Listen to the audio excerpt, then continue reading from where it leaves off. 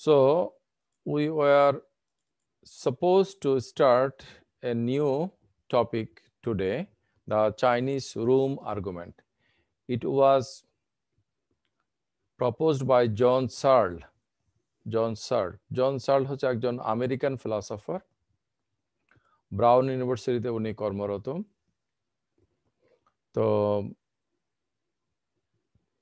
এই Chinese room আর্গুমেন্টের মূল কথাটা হচ্ছে যে implementation of right sort of programme,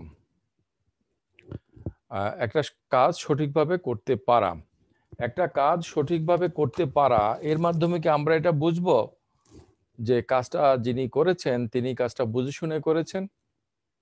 জন সার্লে বলতে চাচ্ছে যে না, আমরা যদি রাইট বিহেভিয়ারকে আমরা ক্রাইটেরিয়ান হিসেবে বিবেচনা করি তাহলে আমাদের একটা ভুল হবে।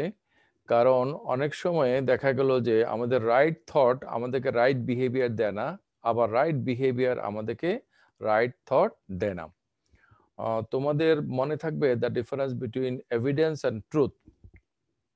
Something could be evident but not true, আবার হতে পারে যে something is true but not evident.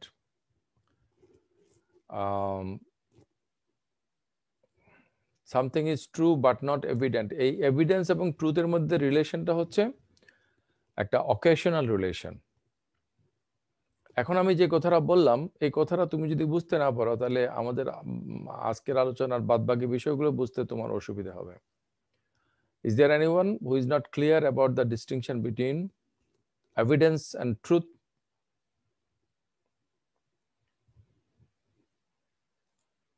Sir একটু বললে ভালো হয়। ওই যে আমি ক্লাসের মধ্যে যে একটা কথা সবসময় বলি, the murder case example. Somebody has been murdered but nobody is found murderer. তাহলে এখন আমাদের যাচাই বাছাই বিচার করে দেখা গেল যে মানে কাউকে দোষী সাব্যস্ত করা যায় নাই, কিন্তু at least one person is murderer and guilty of the murder. So you see, something may be true but not evident, and something could be evident but not true. যেমন আমাদের কাছে মনে হয় অনেক ধরনের রং পারসেপশন হয় না, তো এই রং পারসেপশন গুলাকে যদি আমরা ফার্দার এক্সপেরিয়েন্স দিয়ে যাচাই করতে না পারতাম তাহলে তো এগুলাকে সবসময় আমাদের রাইট মনে হতো। প্লেটোর যে গুহার রূপকের কথা মনে আছে? জি স্যার। তাহলে গুহার মধ্যে যখন তারা বন্দী ছিল তখন তাদের যে নলেজ, সেই নলেজটা কি ট্রু ছিল? But it was evident. G sir. So something could be true but not evident, something could be evident but not true. Likewise, the relation between thought and behavior. আমাদের বিহেভিয়ার এবং থটের মধ্যে রিলেশনটা কি?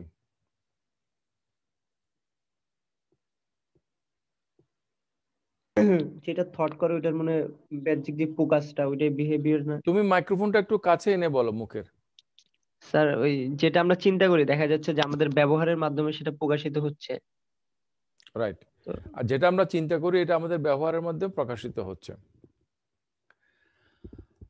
তো এখন আমাদের ব্যবহারের মাধ্যমে কি আমাদের চিন্তাগুলো সবসময় সঠিকভাবে প্রকাশিত হয়? সবগুলো হয় না, হয়তো আমরা সবসময় কি হয়? মানে তুমি যখন বলবা যে মানে এই দুইটা এলিমেন্টের মধ্যে রিলেশন হচ্ছে নেসেসারি, তখন তো যখনই ওইটা থাকবে তখনই এটা থাকবে নাকি? নেসেসারি হলে তো এমনই হওয়ার কথা, তেমনই হওয়ার কথা। অনিবার্য ভাবে চলে আসবে। তাহলে যদি কখনো কখনো না হয়, এমনকি অন্ততপক্ষে একবারও যদি না ঘটে, তাহলে আমরা বলতে পারবো যে সম্পর্কটা হচ্ছে contingent, occasional, G not sir, occasional. Necessary. তাহলে আমাদের চিন্তা এবং আমাদের মানে কর্ম, আমাদের থট এবং আমাদের বিহেভিয়ারের রিলেশনটা কি? জন সার্লে বলতে চাচ্ছে যে সঠিক কাজটা করতে পারায় মানেই হচ্ছে যে সে সঠিক চিন্তার কারণে কাজটা করেছে, ব্যাপারটা এমন নয়। আচ্ছা, এখন থট এক্সপেরিমেন্টটা হচ্ছে যে মনে করো একটা চাইনিজ, জন সার্লে একজন ইংলিশ পার্সন, ইংরেজি ভাষাভাষী ব্যক্তি, উনি চাইনিজ কিছুই জানেন না। কথার কথা, চাইনিজ লেখা একটা রুমের মধ্যে যদি তাকে রাখা হয়, রুমের বাইরে থেকে যদি চাইনিজে লেখা কোনো জিনিস তার কাছ থেকে চাওয়া হয়, আর তিনি যদি ওই চাইনিজ না বুঝেও ওই চাইনিজ লেখাটা, এই চাইনিজ লেখাটা এই ধরনের লেখা হইলে কোন ধরনের ইয়াতে হবে, মানে ওখানে মনে করো আমরা যদি ধরি যে এক একটা জিনিসের গায়ে একটা লেবেল লাগানো আছে, তাহলে তিনি যদি ওই চাইনিজ লেখাটা যদি লেভেলের সাথে মিলিয়ে মিলিয়ে দেখে কোন লেভেলের সাথে মিললো, সে অনুসারে সেই জিনিসটা তাকে দিল। এখন বাইরের লোকেরা কি জানবে যে সে আসলে চাইনিজ জানে না, আর সে আসলে লেভেল মিলাইয়া দিছে? এখন সেই দেওয়ার কাজটা সে যদি খুব দ্রুত এবং খুব দক্ষতার সাথে করতে পারে, বাইরের লোকেরা তো জাস্টিফাইবলি মনে করবে যে ভিতরের লোকটা, সাপোজ জন সার্লে, তিনি চাইনিজ জানেন, আসলে কিন্তু তিনি চাইনিজ জানেন না, তিনি একটা জাস্ট একটা একটা সাদৃশ্য দেখে একটা মানে এটার সাথে এটা যদি মিলে যায় তার মানে এটা হচ্ছে এটা, এভাবে করে তিনি এটা সাপ্লাই করেছেন। আমার এই এতটুকু কথা কি বোঝা গেছে? জি স্যার। তুমি বুঝেছো, এটা বোঝা যাচ্ছে, কিন্তু আমাদের বাকি পার্টিসিপেন্টরা কি বুঝেছেন? ইকবাল হোসেন? জি স্যার, বুঝছি ব্যাপারটা। আচ্ছা, আমার মেয়েরা সঞ্জিদা, ফাইরুজ, তুমি কি বুঝেছো?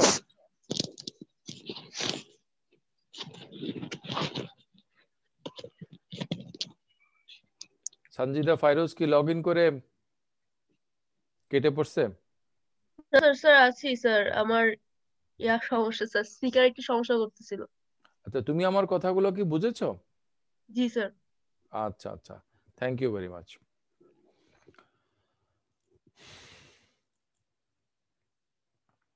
এখন টিউরিং টেস্টের কথা যে ইকবাল হোসেন বলল, সেটা হচ্ছে যে মনে করো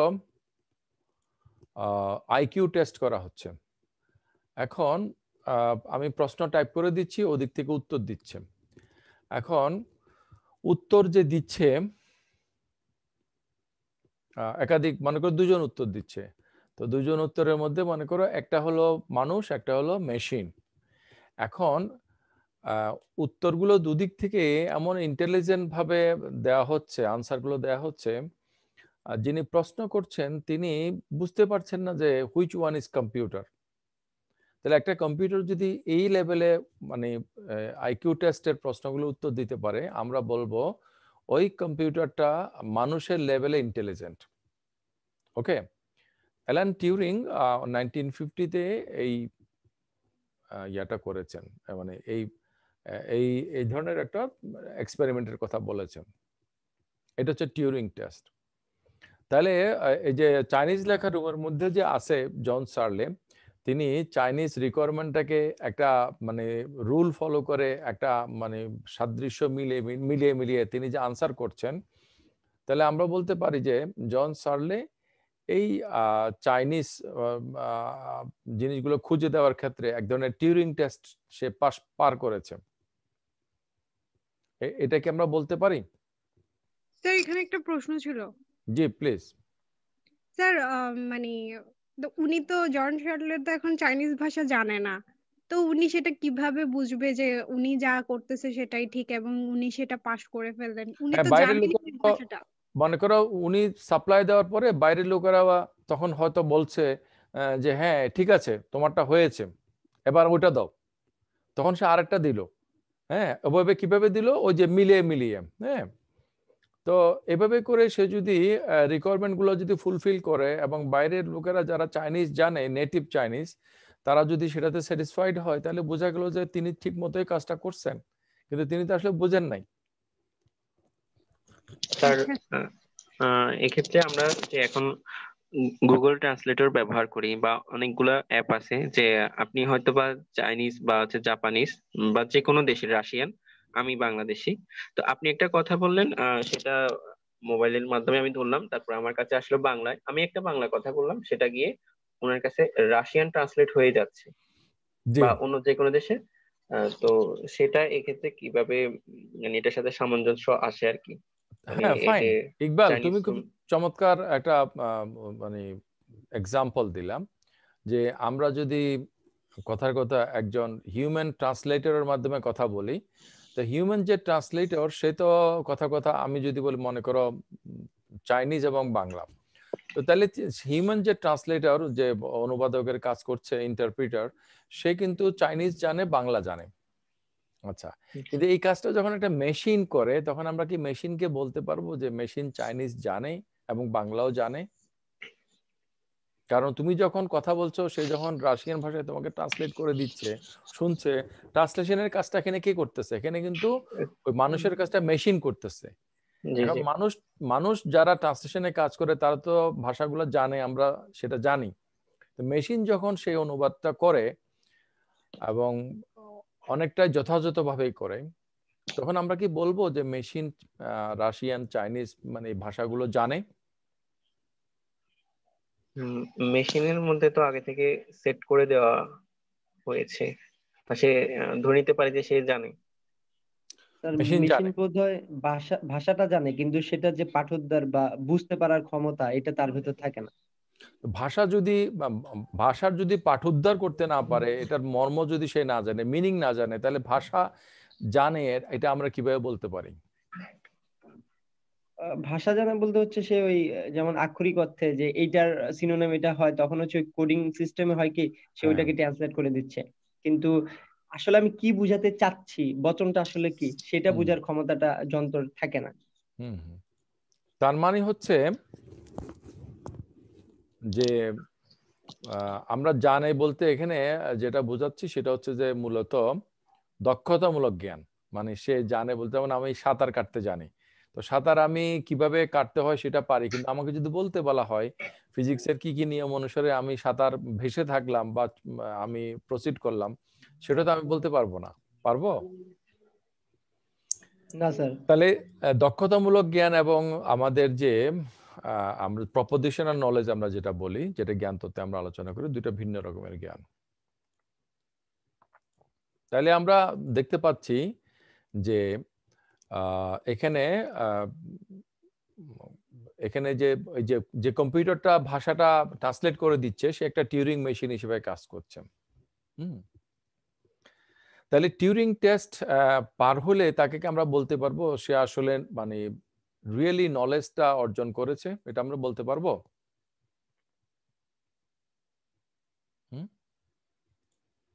না স্যার। স্যার তোমরা ক্লাসে বাকিরা যারা আছো তারাও একটু পার্টিসিপেট করবে। তাসনিয়া, তাবাসসুম, তোমার সাথে আমি একদিন কথা বলেছিলাম। জি স্যার, আসসালামু আলাইকুম। ওয়ালাইকুম সালাম। এখন টিউরিং টেস্ট পার হলো, মানে আইকিউ টেস্ট পার হলো, তা আইকিউ টেস্ট পার হওয়ার পরে তাকে কি আমরা কি বলতে পারবো যে সে রিয়েলি ইন্টেলিজেন্ট? না স্যার, এটা বলতে পারবো না। কেন বলতে পারবো না? কারণ সে তো তোমার টেস্ট পার করছে, তোমার পরীক্ষায় তো সে সফল হয়েছে। কিন্তু স্যার ও তো সেই জিনিসটা হচ্ছে মানে বুঝে বিষয়টা করে নাই, বুঝে কাজটা করে নাই। এখন তুমি যা জানতে চেয়েছো সে সেটা উত্তর দিয়েছে, উত্তর দেওয়ার পরে এখন তুমি বলছো যে না সে বুঝে করে নাই। তুমি কিভাবে বুঝলে যে সে আসলে বুঝে করে নাই? স্যার কারণ হচ্ছে ওকে তো মানে ওকে হয়তো বিষয়টা কেউ মানে মানুষের প্রক্রিয়ার মাধ্যমে ওকে বিষয়টা মানে দেওয়া হয়েছে, সেজন্য সেটা আনসারটা করছে। মানে হচ্ছে আপনি যেটা বলছিলেন প্রথমে শুরুতে, সেটা হচ্ছে আম, যেটা আমরা করি অনেক সময় সেটা যে সঠিক করে মানে বুঝে করব, সেটা হচ্ছে মানে বিষয়টা ওরকম না। হুম। তো এই ক্ষেত্রে হয়তো কম্পিউটার এই ক্ষেত্রে হচ্ছে আনসারটা দিয়েছে এটা ঠিক, কিন্তু সে জানে না মানে তার মানে ভাষাগত প্রক্রিয়াটা ছাড়া যে ওর বুঝার বিষয়টা সেটা সে জানে না। আচ্ছা, আচ্ছা। তো তাসনিয়া, কম্পিউটার সম্পর্কে ধরো এক সময়ে বলতে এই 20 বছর আগে বা 30 বছর আগে, কয়েক দশক আগে যে ধারণাটা ছিল, বর্তমান কম্পিউটারগুলো কিন্তু তার চেয়ে অনেক বেশি দক্ষ, তাই না? জি স্যার। এখন এই যে ধরো আমার হাতে এই যে বইটা আছে, এই বইটা একসময় টাইপ করে দিলে তখন কম্পিউটারে যাইতো। এখন দেখা যাচ্ছে যে ওসিআর, অপটিক্যাল ক্যারেক্টার রিডিং যেটা আছে, ওসিআর সফটওয়্যার এমনই যে সে নিজেই কিন্তু এটা মানে ইমেজ করে ইমেজ থেকে রিড করে নিতে পারে, পারে না? স্যার পারে। পারে। তাহলে এমন হবে যে ওই যে আমি ওই দিন বলছিলাম যে এমন ফটোকপির মেশিন অলরেডি আছে, আমাদের দেশেই আছে, যেখানে তুমি বইটা শুধুমাত্র সেখানে ভিতরে দিবে, সে বইটা উল্টাইয়া পুরাটা রিড করে পিডিএফ করে তোমাকে দিয়ে দিবে। তাহলে দেখা যাচ্ছে যে আমরা যে ইনপুট দেওয়ার কথা বলছি, ইনপুট সে নিজেই নিতে পারে। এই যে কম্পিউটারগুলো যখন মনে করো বিশ্ব দাবা চ্যাম্পিয়নের সাথে যখন একটা কম্পিউটার যখন দাবা খেলে, বা আলফাগো একটা কোরিয়ান একটা খেলা খুবই জটিল, তো আলফাগো খেলার মধ্যে যে বিশ্ব চ্যাম্পিয়ন, তার সাথে যখন একটা কম্পিউটার খেলে এবং বিশ্ব চ্যাম্পিয়নকে হারায় দেয়, সে কি করে, সে যত ধরনের প্যাটার্ন হতে পারে সবগুলো প্যাটার্ন সে অ্যানালাইসিস করে সে একটা আউটপুট বের করে। সুতরাং কম্পিউটার সম্বন্ধে তোমার যদি এই ধারণাটা হয় যে আমি এখানে সুইচ টিপবো ওখান দিয়ে বাতি জ্বলার মতো, ব্যাপারটা তো ঠিক এরকম নয়। সে কিন্তু মেশিন নিজে লার্ন করে, যেভাবে আমরা নিজেরা লার্নিং করি। তো এখন যখন একজন, তাসনিয়া তো আছো নাকি, শুনছো? স্যার আমি আছি, আমি হচ্ছে ওই মানে এখানে অনেক শব্দ হচ্ছে তো, বাসার পাশে কাজ চলছে, তাই আমি মানে আনমিউট করে দিচ্ছি, আবার মিউট করছি কথা বলার সময়। আচ্ছা, তো এখন তুমি একটা পরীক্ষা, আমি একটা পরীক্ষা নিলাম তোমাদের মনে করো যারা যারা এই রিকোয়ারমেন্টটা ফুলফিল করেছে, তাদের কাউকে আমি বললাম যে না তোমরা আসলে বোঝো নাই, সুতরাং তোমরা সঠিক অ্যান্সার করলেও তোমাদেরটা বাদ। আমি কি সেটা করতে পারি? আমার পক্ষে করাটা কি উচিত? এটা করলে কি নৈতিকভাবে সেটা ঠিক হবে?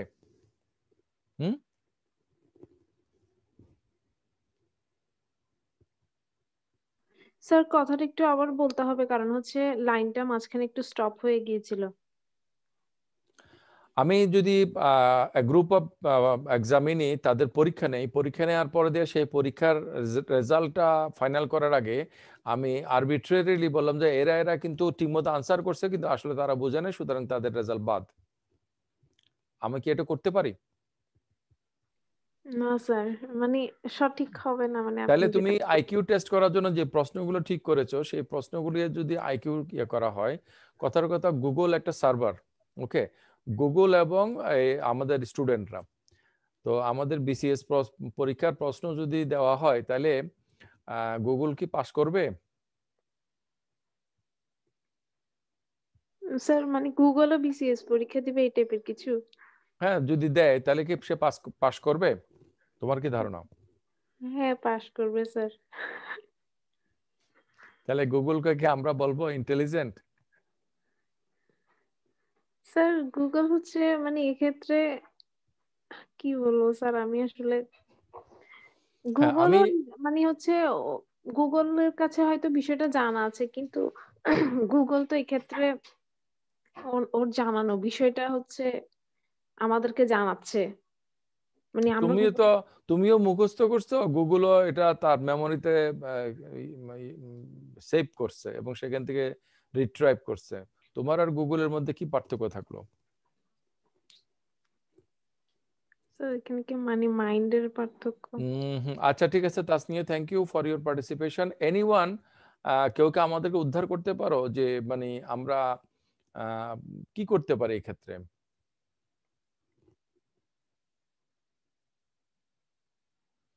আমার কথা কি শোনা যাচ্ছে? জি স্যার।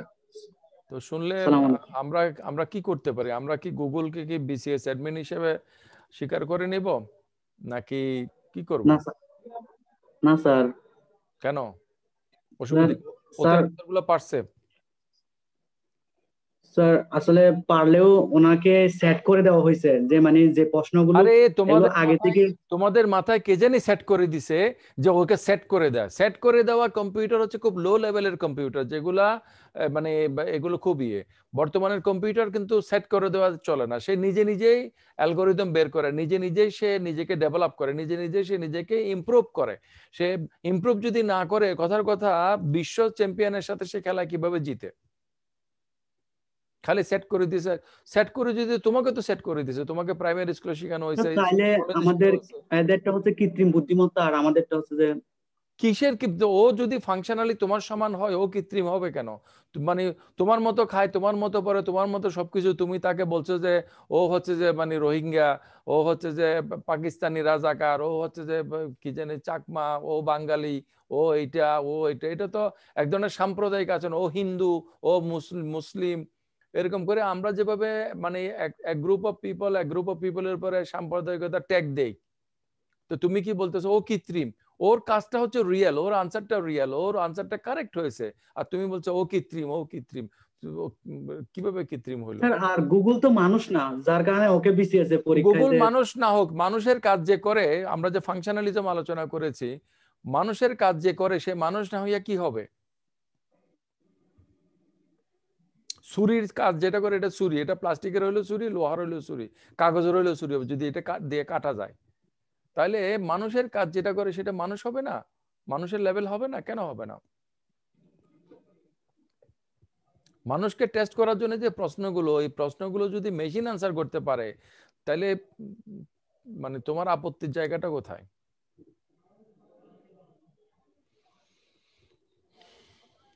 স্যার এই গুগল প্রশ্নের আনসার দিলেও ওনাকে আমাদের সাথে যখন ওকে মিলানো হবে, গুগলকে মিলানো হবে, তখন তো আমাদের বৈশিষ্ট্যের সাথে তো গুগলের বৈশিষ্ট্য মিলতেছে না স্যার। কি বৈশিষ্ট্য মিলবে না? তোমার হাত পা আছে, ওর হাত পা নাই। তা হাত পা হলো একটা যদি গুগল বানানো হয়, তাহলে কি তুমি স্বীকার করবা?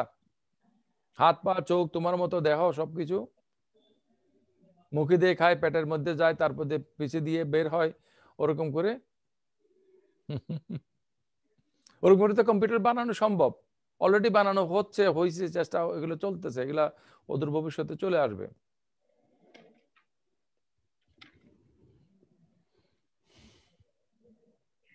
স্যার প্রোগ্রামিং দিলে তো স্যার অবশ্যই পারবে, কিন্তু স্যার মানুষ যেভাবে চিন্তা করে স্যার, আমাদের থট আছে, কনসাসনেস আছে, তারপর হচ্ছে কোয়ালিয়া আছে, ওদের তো নাই। আরে তোমার এই যে মুখস্থ বললে যে তোমার থট আছে, কনসাসনেস আছে, কোয়ালিয়া আছে, দেখাও তোমার কনসাসনেস দেখাও, তোমার কোয়ালিয়া দেখাও। এটা দেখাইতে গেলে তো তুমি দেখাইবে কোনো না কোনো বিহেভিয়ার। স্যার আপনি হয়তো আমাকে একটা পিটাইছেন, তখন আমার তো অনুভূতি হবে যে স্যার আমাকে এই জায়গায় মারছে। তোমার যে অনুভূতি হয়েছে এটা আমি কেমনে বুঝবো? আমি দেখবো যে তোমার ওখানে লাল হয়ে গেছে, ওখানে তুমি ব্যথার এক্সপ্রেশন দিচ্ছ। তো ওই আর্টিফিশিয়াল সিস্টেম গুলো তো সেখানে এমন হবে যে এখানের মধ্যে এমনি করে আঘাত করলে সেখানের মধ্যে লাল হয়ে যাবে, তারপরে সেখানের মধ্যে এক্সপ্রেশন অফ পেইন হবে। এটা তো সম্ভব। আচ্ছা যাই হোক, আমাদের আলোচনার বিষয়টা আজকে কিন্তু সেটা নয়। এসব বিষয় নিয়ে ডিটেলস আলোচনা করার জন্য 4th ইয়ারে তোমাদের সাথে সাবজেক্ট আছে আর্টিফিশিয়াল ইন্টেলিজেন্স। তবে তোমাদের সাথে আমি এই এনগেজটা হইলাম আমাদের ক্লাসে কিছু সময় ব্যয় করে। আমি দেখতে পাচ্ছি যে তোমাদের মধ্যে অ্যানালিটিক চিন্তাটা নাই। তোমরা খুব গদবাদা, আমাদের সেট করে দিছে, এন হইছে তেন হইছে। স্যার এখনো তো সেই কম্পিউটার বা সেই রকম রোবট আসে নাই। এখন 5ম প্রজন্মের কম্পিউটারই বলতেছে যে কৃত্রিম বুদ্ধিমত্তার ব্যবহার হবে। আচ্ছা এবার আরিফ বলো যে আমরা ফিলোসফির লোকেরা অলরেডি যেটা আসছে সেটা নিয়ে আলোচনা করি, নাকি যেটা আসে নাই কিন্তু আসতে পারে, আসলে কি হবে, তখন আমরা কি করব, সে ভবিষ্যতের মানে মানে সেটাও চিন্তা করি। আমরা কি মানে বর্তমান দ্বারা সীমাবদ্ধ, নাকি আমাদের মধ্যে একটা দূরদৃষ্টি আছে যেটা দিয়ে আমরা ভবিষ্যতের চিন্তাটা, সমস্যাগুলোকে সমাধান করতে পারি?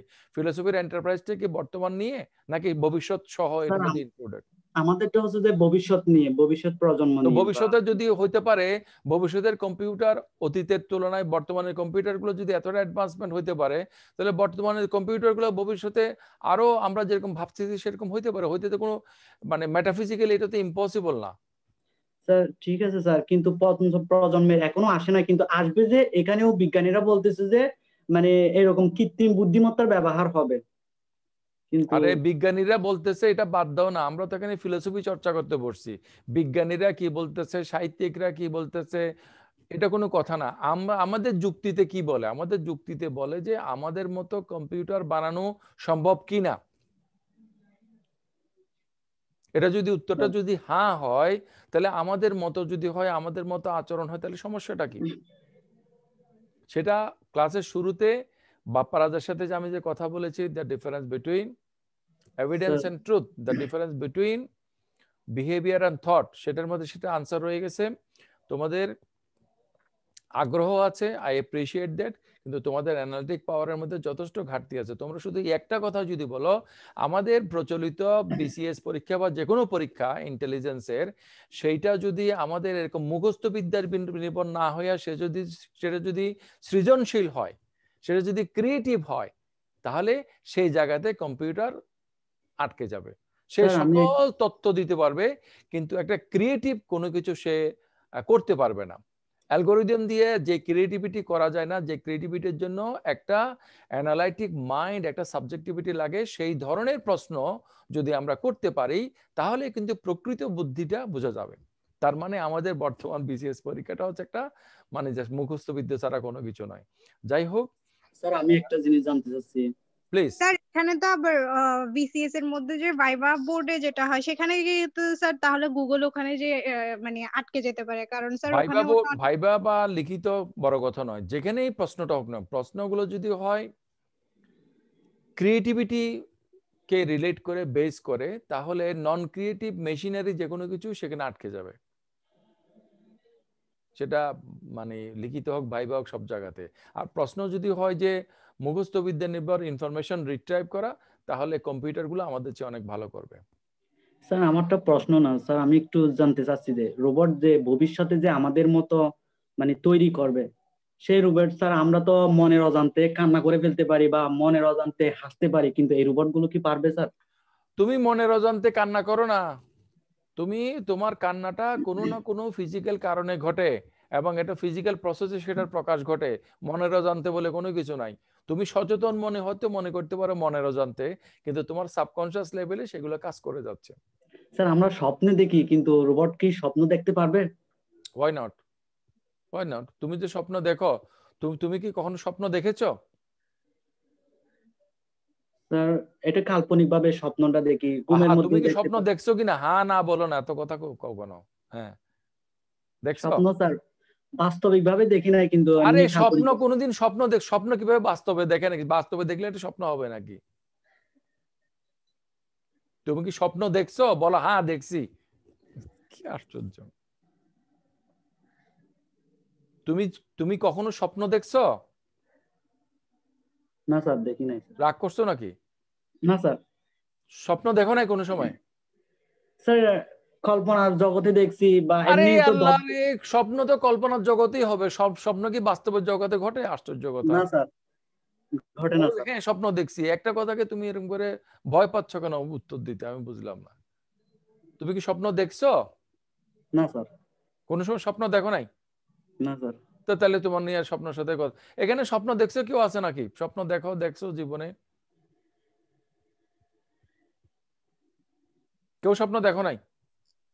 স্যার দেখবো তো স্যার, এখানে না দেখার কি আছে? স্যার দেখছি স্বপ্ন। একজন আমার সাথে কথা বলো। তাসনিয়া, স্যার। স্বপ্ন দেখছো? স্যার দেখছি। আচ্ছা, আমি মোহাম্মদ মোজাম্মেল হক, আমি স্বপ্ন দেখি, এটাকে তুমি বিশ্বাস করো? স্যার বিশ্বাস করি কিনা জানি না, তবে দেখে থাকতে পারেন।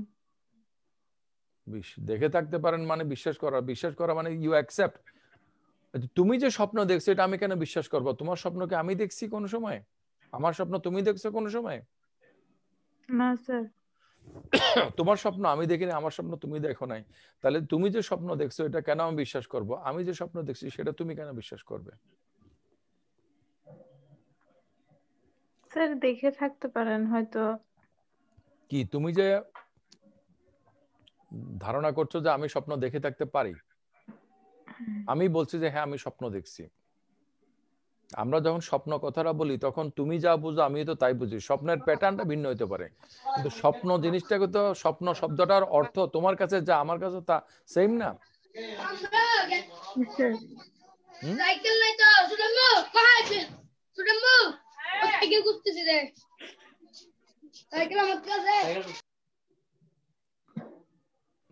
স্যার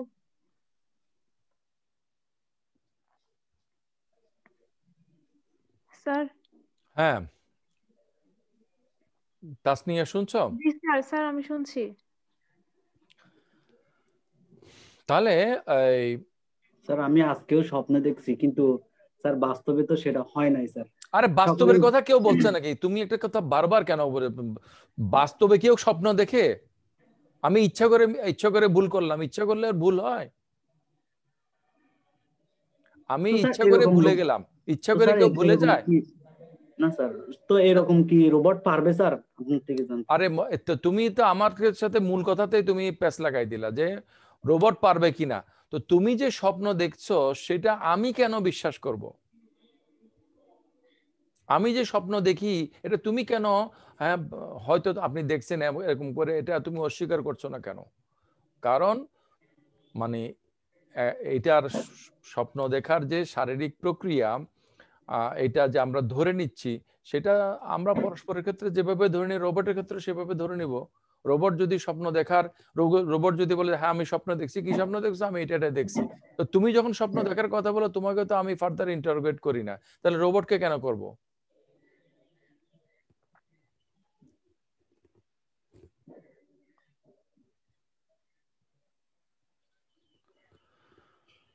আচ্ছা, তো তাহলে আমরা আমাদের মূল আলোচনাতে ব্যাক করি। সেটা হচ্ছে যে তিনি চাইনিজ না জেনেও তিনি চাইনিজ জানার একটা মানে জানলে যেভাবে উত্তর দেওয়া যায় সেভাবে তিনি করতে পারেন।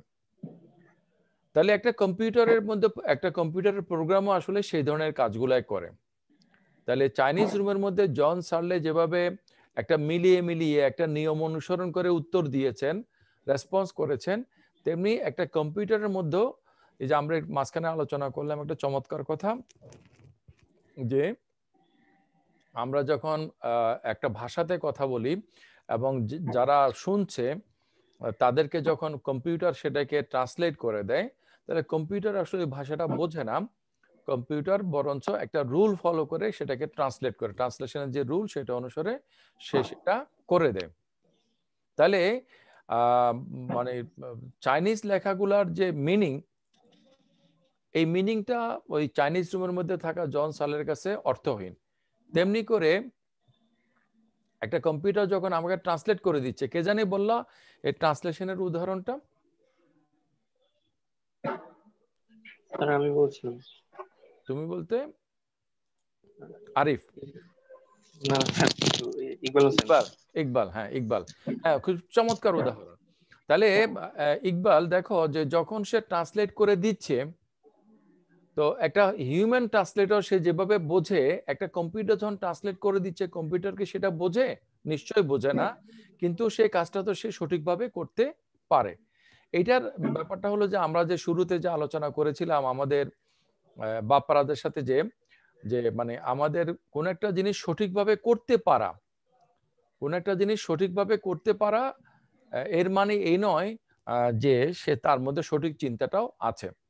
সো এই যে তোমরা এখানে দেখতে পাচ্ছ রানিং দ্য প্রোগ্রাম, কম্পিটেন্টলি একটা প্রোগ্রাম রান করতে পারা, এটার মানে এই নয় যে আসলে সেই জিনিসটা বোঝে।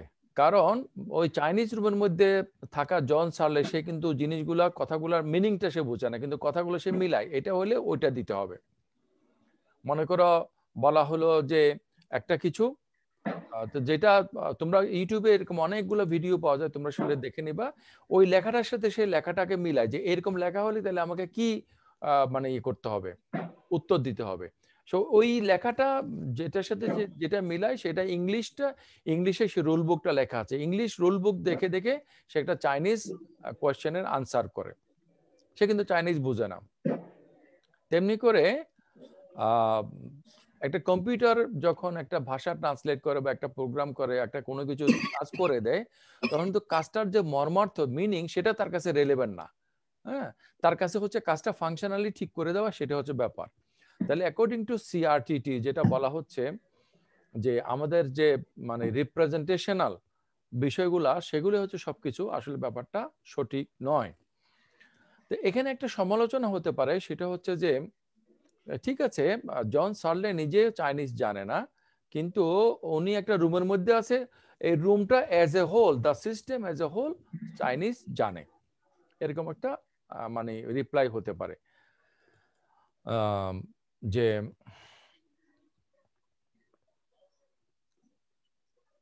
এখন একটা জন সার্লে নিজে হয়তো চাইনিজ বুঝে না, কিন্তু জন সার্লে ইংলিশ বুঝে, তার কাছে একটা ইংলিশ রুল বুক আছে এবং সেই রুল বুককে কাজে লাগাইয়া সে মানে উত্তর দিতে পারে। তাহলে আমরা বলতে পারি যে এই সিস্টেমের একটা অংশ হয়তো এই জিনিসটা জানে না, কিন্তু বাদ বাকি অংশটা জানে এবং জানার মাধ্যমে সে সেটার উত্তর দেয়।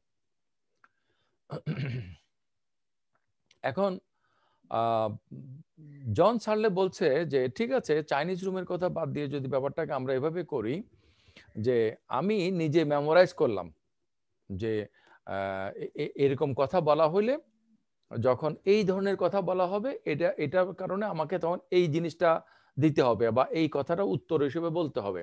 এইভাবে করে আমি এটার উত্তর হচ্ছে এটা, এটার উত্তর হচ্ছে এটা, এটা বললে এটা হবে, if then if then if then, এইভাবে করে সে পুরো জিনিসটাকে মুখস্থ করে নিল। তখন জন সার্লে বলছে যে জন সার্লে নিজেই কিন্তু একটা চাইনিজ রুমে পরিণত হইল এবং সে সেটাকে উত্তর দিল। কিন্তু সেই ক্ষেত্রেও কিন্তু আমরা দেখতে পাই যে সে আসলে চাইনিজ কিছুই বোঝে নাই। এখানে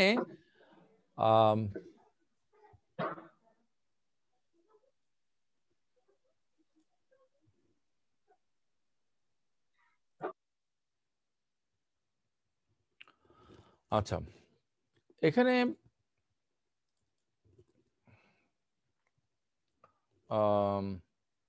একটা উত্তর হতে পারে এভাবে যে মানুষ যেভাবে গ্রাজুয়ালি কোনো কিছুকে মানে ইয়ে করে লার্ন করে, কোনো কিছুকে নলেজ অ্যাকোয়ার করে, মেশিনও সেভাবে করে। তাহলে যখন আমাকে নির্দিষ্ট একটা শব্দ উচ্চারণ করে যখন কিছু বলা হলো, তখন আমি দেখলাম যে এই নির্দিষ্ট শব্দ উচ্চারণ করলে আমাকে নির্দিষ্ট এই জিনিসটা দিতে হবে। কথার কথা, আমি কখনো বাংলা শুনি নাই, তো আমাকে বাংলাতে জিজ্ঞেস করা হলো যে কলম, কলম কথাটা বললেই তখন আমি এই ধরনের জিনিসটাকে আমাকে দিতে হয়। তাহলে কলম কথাটা বললে যখন এই ধরনের জিনিসটা দিতে হয়, তখন এরকম একবার দুইবার শোনার পরে দিয়ে কিন্তু আমি এটা শিখে নিলাম যে কলম শব্দটার মানে হচ্ছে এই জিনিসটা। এইভাবে করে আমরা যে শিখি, মেশিনগুলো কিন্তু এভাবে ক্রমান্বয়ে নিজে নিজে শিখতে পারে। হ্যাঁ, তাহলে মানুষের যেভাবে শিখে মেশিনও সেভাবে শিখে, বোথ ম্যান এন্ড মেশিন একইভাবে শিখে। যদি তাই হয়, তাহলে দেখা যাচ্ছে যে মানুষের শিখার পদ্ধতি এবং মেশিনের শিখার পদ্ধতিটা সেম। তাহলে মেশিন যখন কোনো কিছুকে আনসার করে, তখন আমরা মেশিনকেও বলবো যে হ্যাঁ, মেশিন এটা বোঝে। আচ্ছা, বোঝার কথাটা বারবার এখানে কেন আসতেছে? কারণ আমাদের যে লার্নিং এর ব্যাপারটা, এটা আমাদের মাইন্ডের মধ্যে ঘটে, আমাদের থটের মধ্যে ঘটে। তাহলে আমাদের বিহেভিয়ারটা যদি অ্যাপ্রোপ্রিয়েট হয়, তাহলে আমরা ধরে নেব যে আমাদের থটটাও অ্যাপ্রোপ্রিয়েট সেখানের মধ্যে আছে। সেটা বোঝানোর জন্য হচ্ছে এই কথাগুলো। সার্লে সেখানে উত্তর দিবে যে এই ধরনের একটা লার্নিং, মেশিন লার্নিং এর প্রসেসটা, এটা যদি সঠিক হয়ে থাকে, তিনি বলছেন যে এই রিপ্লাইটা আসলে মানে তার যে আর্গুমেন্ট, সেটার সঠিক সমালোচনা হয় নাই, বরঞ্চ যে তার যে মূল যে পয়েন্টটা, যে মানে একটা মূল পয়েন্টটা কি, মূল পয়েন্টটা হচ্ছে যে এখানে আমরা দেখতে পাচ্ছি লেখা আছে যে is implementation of right set of program whether in a computer অথবা একটা sophisticated রোবটে অথবা একটা মানুষের মধ্যে, is implementation of the right sort of program sufficient for genuine intelligence? তাহলে একটা প্রোগ্রাম সঠিকভাবে করতে পারা, এটা কি ইন্টেলিজেন্সের সঠিক প্রমাণ? তাহলে একটা কম্পিউটার যেমন আস্তে আস্তে লার্ন করে, তেমনি করে আমরা মানুষেরাও যেভাবে লার্ন করি, সেভাবে যদি কম্পিউটার লার্ন করে, তাহলে কম্পিউটারটা সঠিকভাবে বলতে পারে কিনা। তাহলে উনি বলছেন যে কম্পিউটারটা যখন জিনিসটাকে শিখলো, এক পর্যায়ে শিখে নিল, কিন্তু কম্পিউটারটা শিখার আগে প্রথম যখন কম্পিউটারটা এই আনসারটা দেয়, তখন সে কিভাবে করছে? তো প্রথম যখন সে আনসারটা দেয়, তখন সেটা কিভাবে করেছে? সেইটা আসলে সে একটা রুল ফলো করে করেছে। তাহলে আমি যখন কলম কথাটা শুনলাম, এটার মানে আমি জানতাম না, কিন্তু যখন আমাকে কেউ বলে দিল যে কলম যখন বলা হবে তখন তুমি এই জিনিসটা দিবা বা নিবা, হ্যাঁ, তখন আমি শিখে নিলাম যে কলম শব্দটা মানে হচ্ছে এটা। আচ্ছা, আমাকে যখন বইয়ের কথা বলা হবে তখন আমি এই জিনিসটা নিব, তখন আমি ধরে নিলাম যে এটা হচ্ছে বই। তাহলে এইভাবে যখন আমি গ্রাজুয়ালি শিখলাম, শিখার পরে তো আমি শিখলাম ঠিক আছে, কিন্তু শিখার আগে যখন আমি প্রথমে কাজটা করলাম সঠিকভাবে, সেটা আসলে আমি কিভাবে করলাম সেটা আমি একটা মুখস্থ করেই করছি। কিন্তু তখন কি আমি জানতাম যে কলম মানে সেটা? প্রথমবারে কি আমি জানতাম যে প্রথমবারে কি জানতাম কলম মানে এটা? প্রথমবারে কি আমি জানতাম বই মানে এটা? সেটা আমি জানতাম না। তার মানে হচ্ছে যে কোনো একটা প্রোগ্রাম রাইটলি করতে পারায় কিন্তু এটা সঠিক নয়। এখন দেখো যে কম্পিউটার অনেক সময় মাল্টিটাস্ক করে। একটা কম্পিউটারে আমি মনে করে একটা লিখছি, একটা হিসাব মিলাচ্ছি, অনেকগুলো কাজ করছি। তাহলে একটা অংশ আমি লেখার সময়ে আমার লেখার অংশটা কি জানে যে আমি কি লিখছি? আমার যখন অঙ্ক করি সেটা কি জানে সেটা কি করছি? তো এই যে মাল্টিটাস্কিং এর যে বিষয়টা, এই বিষয়টার মতো কি এমন হতে পারে যে চাইনিজ রুমের মধ্যে রুমের একটা অংশ জন সারলে সে চাইনিজ জানে আর রুমের বাকি অংশগুলো জানে না?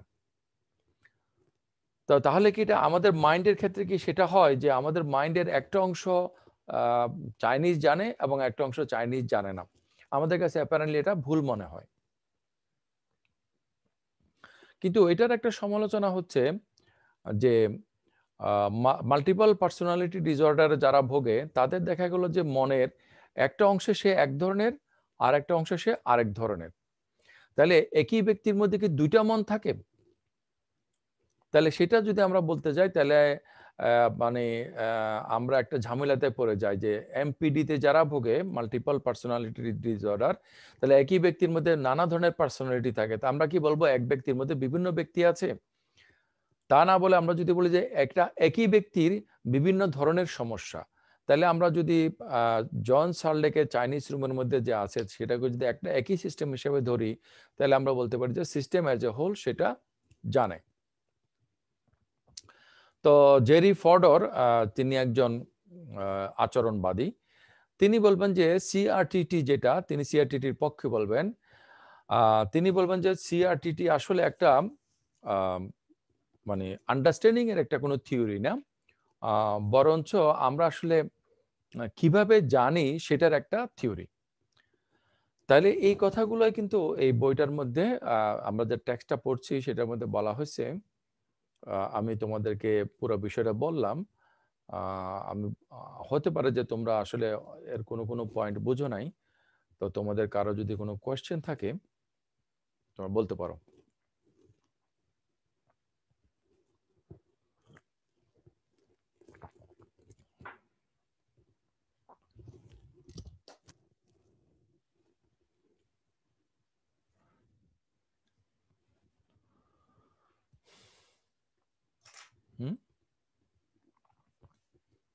Nobody has any question?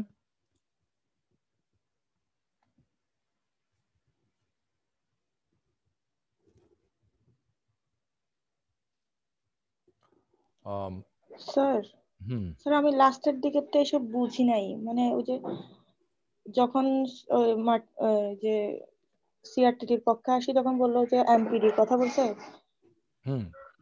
তখন এরপরে জেডি ফোর্ডের যে কথাটা বললো ওটা দিয়ে উনি কি বোঝাতে চাইছে ওটা তো বুঝলাম না। না, ওটা দিয়ে ওরা বোঝাতে চাচ্ছে যে মানে কিভাবে আমরা আমাদের নলেজটাকে অ্যাকোয়ার করি সেই প্রসেসটা সিআরটিটিতে বলা হচ্ছে। হ্যাঁ, সিআরটিটি কে বলা হচ্ছে যে এখানে দেখতে পাচ্ছ যে is not a theory of understanding. এখন সিআরটিটি যদি একটা থিওরি অফ আন্ডারস্ট্যান্ডিং না হয়ে থাকে তাহলে সিআরটিটিটা কি? সিআরটিটিটা হচ্ছে কিভাবে আমরা মানে আমাদের থটগুলাকে রিপ্রেজেন্ট করি আমাদের আচরণের মাধ্যমে, সেটার একটা থিওরি। কিন্তু আলটিমেটলি তোমার কাছে যেটা ক্লিয়ার হয় নাই, এদের কথাগুলো আমার কাছেও ক্লিয়ার না। কারণ সিআরটিটি যদি আন্ডারস্ট্যান্ডিং এর যদি থিওরি না হয়ে থাকে, তাহলে আমরা যেইভাবে আমরা জ্ঞানটাকে অর্জন করি, আন্ডারস্ট্যান্ড করি, সেই প্রক্রিয়াটা সেই প্রক্রিয়াটা তো একটা আমরা যে ট্রায়াল অ্যান্ড এরর এবং রিপিটেশনের মাধ্যমে করে থাকি। কিন্তু রিপিটেশনের মাধ্যমে আমরা যেভাবে শিখি, কম্পিউটারও সেভাবে শিখে। কিন্তু আমাদের হ্যাঁ সিআরটিটি তাহলে স্যার আর্গুমেন্টটা রাখলোই কেন যে মানে মাইন্ড নাই? তাহলে ওরা তো যদি এটাই বলে যে আন্ডারস্ট্যান্ডিংটা আমাদের কথা না, আমাদের কথা হচ্ছে পদ্ধতিটা, তাহলে ওরা স্যার মাইন্ডের কথা আনলোই কেন? এক্স্যাক্টলি সেটা মানে এই থিওরির ব্যাপারে তোমাদের সমালোচনা হিসেবে তোমরা লিখতে পারো আর কি। হ্যাঁ, সিআরটিটিরা বলবে যে, এখানে বলছে যে সিআরটিটি তো একটা মানে মানে একটা মানে আন্ডারস্ট্যান্ডিং এর থিওরি হিসেবে নিজেকে দাবি করে না। তো যেটা যে নিজেকে আন্ডারস্ট্যান্ডিং এর থিওরি হিসেবে দাবি করে না, সেই আন্ডারস্ট্যান্ডিং এর থিওরি হিসেবে সেটাকে রিফিউট করা জন সার্লে চাইনিজ রুম আর্গুমেন্ট দ্বারা, সেটা আসলে সঠিক হচ্ছে না। এটা জেরি ফডরের বক্তব্য। কিন্তু তুমি যে সমালোচনা করলে সেটা খুবই ভ্যালিড। তো এটা যদি আন্ডারস্ট্যান্ডিং এর কোনো থিওরি না হয়ে থাকে, তো আমরা তো এটাই বলতেছি যে আমাদের আন্ডারস্ট্যান্ডিং আছে, এবং আমাদের আন্ডারস্ট্যান্ডিংটা আমাদের মাইন্ড নামক একটা ফ্যাকাল্টির মধ্যে ঘটে, এবং এই মাইন্ড নামক ফ্যাকাল্টিটা আমাদের ব্রেনকে নিয়ন্ত্রণ করে, এবং ব্রেন আমাদের বিহেভিয়ারকে নিয়ন্ত্রণ করে। ওকে, এখন আমাদের এই লার্নিং প্রসেসের মধ্যে আমাদের অভিজ্ঞতা, আমাদের ব্রেন অ্যাক্টিভিটিস, এই সবগুলো কাজ করে, কিন্তু আলটিমেটলি আমাদের এই লার্নিং গুলা গিয়ে আমাদের একটা আন্ডারস্ট্যান্ডিং ফরম্যাটে, আমাদের একটা রেশনাল ফরম্যাটে আমাদের মাইন্ডের মধ্যে স্টোর হয়, এবং আমাদের মাইন্ড সেগুলোকে ব্যবহার করে। আরেকটা পয়েন্টও তো তোমাদের কাছে ক্লিয়ার হওয়ার কথা না, এটা হচ্ছে এমপিডি, মানে মাল্টিপল পার্সোনালিটি ডিসঅর্ডার। একজনের মধ্যে মনে করো দুই ধরনের পার্সোনালিটি। জি, ওটা বুঝতে পারছি স্যার, ওই एग्जांपलটা বুঝতে পারছি। আচ্ছা, তো এখন মনে করো একজনের যে ডুয়াল পার্সোনালিটি আছে, তাহলে কি তার ডুয়াল মাইন্ড আছে? না স্যার। তাহলে ডুয়াল পার্সোনালিটি কিভাবে সম্ভব হলো? ওটাই তো স্যার, সেজন্য তো স্যার জন সার্লের ইয়ার হয়ে ওরা আর্গুমেন্টটা রাখছে, মানে যে একটা মানুষ যদি ডুয়াল পার্সোনালিটি হতে পারে, তাহলে মাইন্ড আছে বলবো কেন আমরা? সবটা তো ফাংশনালি চলে আসছে। একটা মানুষের যদি ডুয়াল পার্সোনালিটি হয়, তাহলে কি তার ডুয়াল মাইন্ড হবে নাকি সিঙ্গেল মাইন্ড হবে? সিঙ্গেল মাইন্ড দিতে হবে, ডুয়াল মাইন্ড কেন হবে? তার পার্সোনালিটি তো ডুয়াল। মনে করো এক ধরনের পার্সোনালিটিতে সে হচ্ছে কথার কথা ইন্ট্রোভার্ট, আর ধরনের পার্সোনালিটিতে সে হচ্ছে এক্সট্রোভার্ট। এক ধরনের পার্সোনালিটিতে সে হচ্ছে খুবই কাইন্ড, আর ধরনের পার্সোনালিটিতে সে হচ্ছে খুবই ক্রুয়েল। তাহলে এটা মানে কেউ যদি ক্রুয়েল হয় তাহলে সে কাইন্ড হবে না, কেউ কাইন্ড হলে ক্রুয়েল হবে না। কেউ যদি ইন্ট্রোভার্ট হয় সে ইন্ট্রোভার্ট হবে, সে এক্সট্রোভার্ট হবে না। তো একই সাথে দুই দিক থেকে সে দুই রকম যখন হয়, তখন কি আমরা কি মানে একটা স্প্লিট বলবো যে এটা না, এটা স্যার আমাদের মনে হয় চিন্তার এক একটা দিক, মানে একজনের সাথে এরকম বিহেভ করতেছে, আরেকজনের সাথে এরকম বিহেভ করতেছে, এটা আসলে চিন্তার কয়েকটা দিক বলতে পারি। চিন্তাটা তো এক জিনিস। আচ্ছা, চিন্তাটা চিন্তার এগুলা স্বতন্ত্র দিক। হ্যাঁ, স্বতন্ত্র দিক যদি হয়, তাহলে রুমের একটা অংশ জন সার্লে তিনি চাইনিজ জানেন, বাকি অংশগুলো জানেন না। তো সব মিলে পুরো রুমটা একটা সিস্টেম, এবং এই সিস্টেমটা অ্যাজ এ হোল চাইনিজ জানে। এই যে জন সার্লের বিপক্ষে সিআরটিটির পক্ষে যে আর্গুমেন্টটা, সেটাকে আমরা কিভাবে খণ্ডন করব?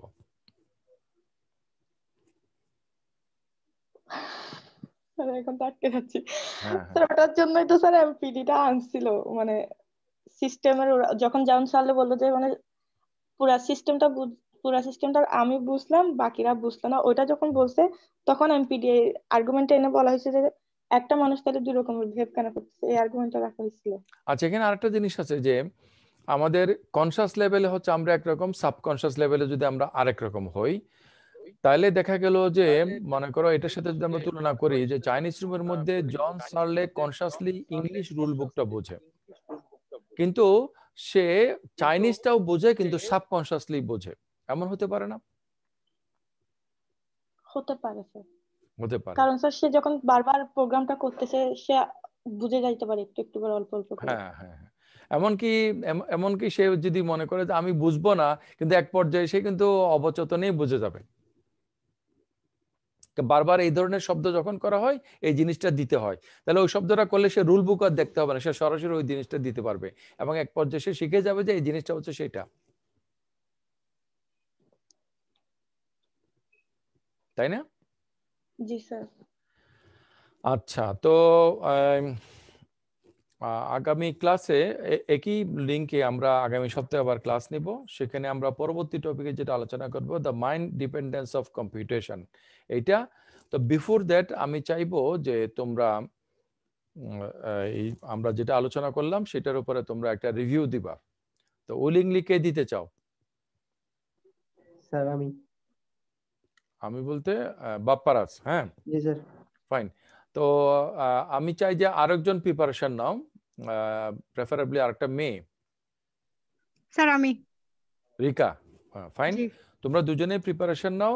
আমাদের বইয়ের মধ্যে যেটা আছে সেই অনুসারে প্রিপারেশনটা নিবা, ওকে? কারণ আর্টিফিশিয়াল ইন্টেলিজেন্সের কোর্সে চাইনিজ রুম আর্গুমেন্ট এগুলো নিয়ে আমরা ডিটেলস কথা বলি, সেগুলা ফোর্থ ইয়ারের ছেলেপেলেদের কাছে এগুলো তোমরা অনেক কন্টেন্ট পাবা। কিন্তু আমি চাচ্ছি না যে তোমরা সেটা কনসাল্ট করো। আমি চাচ্ছি যে জাস্ট আমাদের এই বইয়ের মধ্যে ব্যাপারগুলো যা আছে তোমরা জাস্ট সেটা পড়েই প্রিপারেশনটা নিবা, ওকে? স্যার শুধু চাইনিজ রুম আর্গুমেন্ট এটা? শুধু চাইনিজ রুম আর্গুমেন্ট এবং শুধু এই আমাদের যে টেক্সট বুক আছে সেটার মধ্যে যতটুকু আছে ততটুকু, ওকে এর বেশি না। ওকে ওকে, তোমরা প্রিপারেশন নাও রিকা এবং বাপ্পারাজ। আর তোমাদের ক্লাস হচ্ছে আগামী সপ্তাহের কোন দিন হবে জানি? স্যার বুধবার 10টায়। না, আজকে কি বার? শনিবার তো স্যার, তাহলে বুধবার। ও আচ্ছা, তো এই সপ্তাহের 8টা ক্লাস রয়ে গেছে, আজকে শনিবার, তাহলে বুধবার। হ্যাঁ, বুধবার। তাহলে বুধবার একই লিঙ্কে তোমাদের ক্লাস হবে, তোমরা দুজনে প্রিপারেশন নিবা এবং ক্লাসের শুরুতেই তোমরা উপস্থিত থাকবে। তোমাদের আলোচনা শেষ হওয়ার পরে আমরা বাকি আলোচনা শুরু করব। So thank you very much, see you in the next class.